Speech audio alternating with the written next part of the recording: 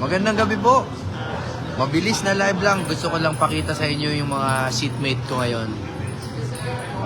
Magparami lang muna tayo bago ko kasi sila pakita sa inyo. Nandito po kami ngayon sa Mary Grace. Mary full of grace. Gusto ko lang kayong pasayahin dahil alam ko mga fans kayo nitong aking mga kasama ngayon. Yung una papakita ko na, kasama ko ang aking partner.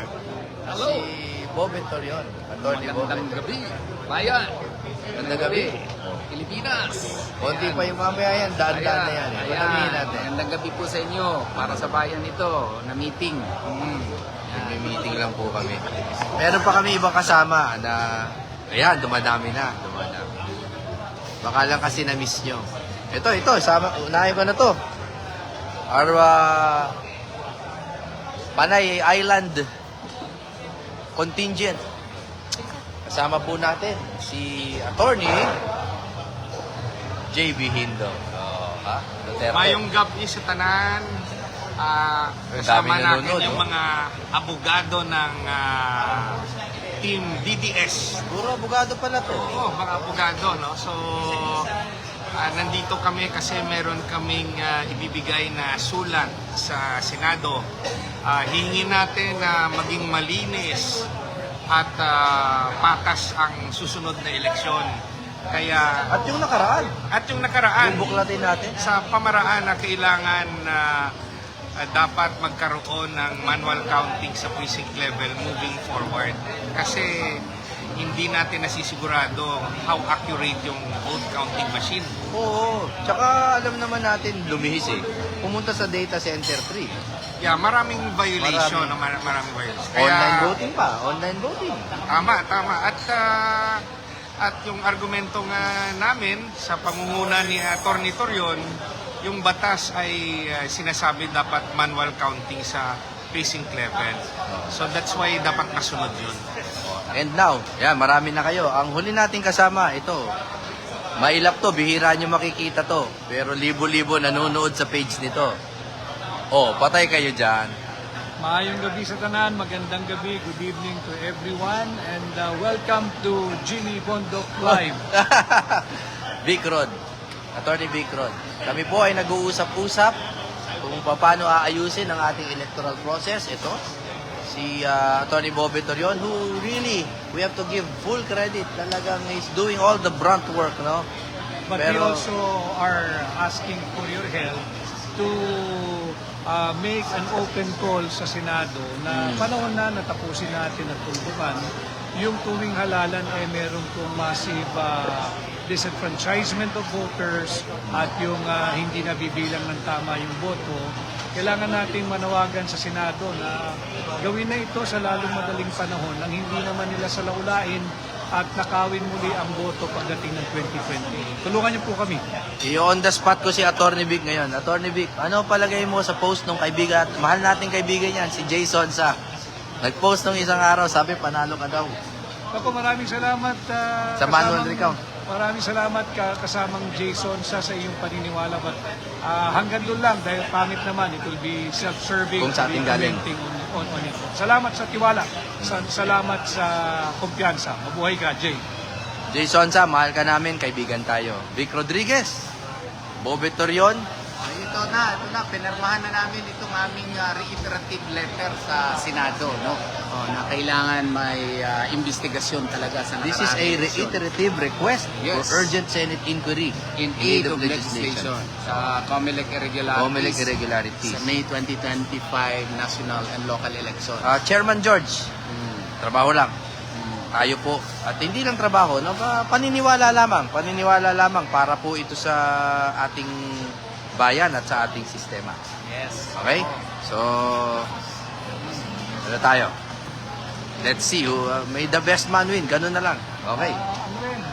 Abangan din ninyo magpo-produce ng concert si Jimmy Bondok at kami ang kanyang mga guest. Ako yung guest. Front act ako. Kung JB Hinlo, kung naniniwala ang COMELEC na malinis ang 2025 election, wag na kayong kumontra sa manual recount. buksan Oo nga. natin. Opo. Buksan para malaman kung accurate nga yung vote counting machine.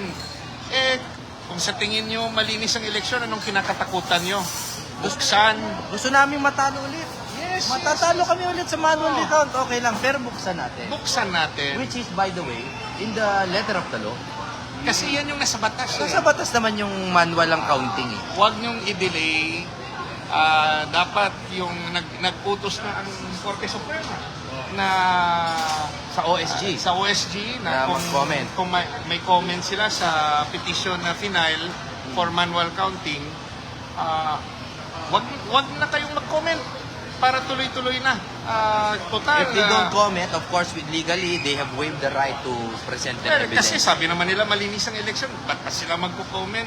Tama. Kahit yung counting yan, makina o manual counting, kung walang dayaan, ba't kayo matatakot? Buksan natin. Oh. Palagay ko, i-end ko na tong live kasi umiinit na ulo. Pag umiinit ang ulo ni JB, natatakot ako talaga eh. Di ba? Naalala mo nung proclamation ni Bongo? Oo, nakita ko yun. Parang iniwanan tayo doon. Oo, nag-speech siya. Nag-speech siya. Tapos sabi niya, alam mo, kung wala lang dayan sa Comelec, diyan kami nakaupo kasama na. Hindi ko makalimutan yun. Hindi ko makalimutan yun. Diyan kami nakaupo, hindi kami separate sa table. Yun ang sabi niya. So bago magbabay, gusto lang namin mag-hello sa supporters at pati sa mga bashers. Yan. Sa mga bashers, salamat po sa pagbibigay niyo ng pansin sa amin at sa pagpapakita kung gaano kasama ang mga amo ninyo.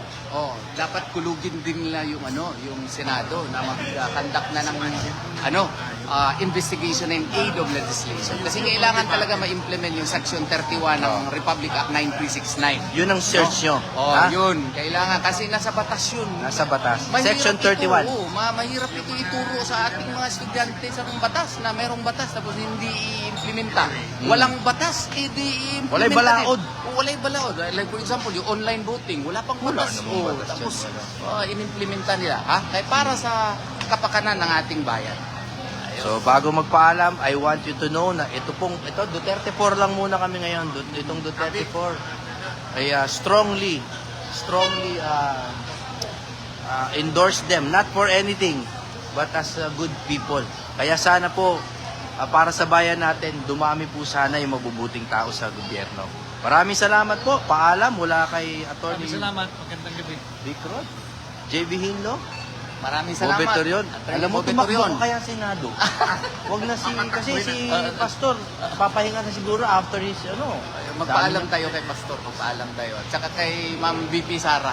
Mag-comment nga kayo mamaya ha. Leave a comment kung dapat si Atty. Bobet na yung patakbuhin natin. Mag-ano nga kayo, mag-comment kayo ha. Magpaalam tayo kay VP Sara. Maraming salamat po ha. Maraming salamat at tandaan niyo po, mahal na mahal namin lahat kayo at ang Pilipinas. Hindi po kami gaganito para sa sarili, para po ito sa ating bayan. Maniwala kayo sa hindi, yan ang totoo. God bless you all, everybody, and magpahinga po kayo tonight well. Okay? Mabuhay! Duterte forever!